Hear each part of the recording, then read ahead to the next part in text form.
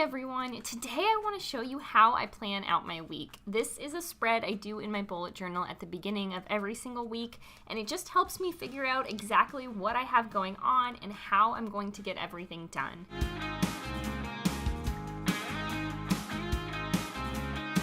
The first thing I do is create a really basic 2-column grid on the first page. This layout is heavily inspired by Boho Berry because I tried it once and it was so effective.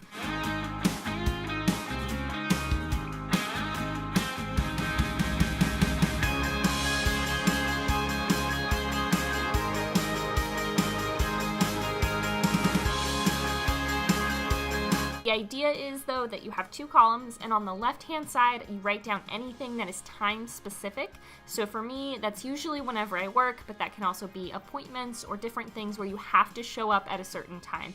And then on the right-hand side of the page, I write down anything I have going on that doesn't have a time attached to it. It's not specific. It doesn't really matter at what point during the day I get it done. On the right page, I just make a simple task list. I used to make these like fancy spreads that you see on Instagram, and I realized that just a simple task list is what works best for me. So the first thing I'm going to do to make my task list is actually flip back and look at last week's spread, which is actually on the page right in front. And anything that I didn't finish, I'm going to go ahead and move forward. The most important part of the bullet journal, I think, is moving your tasks forward so that you never forget about anything.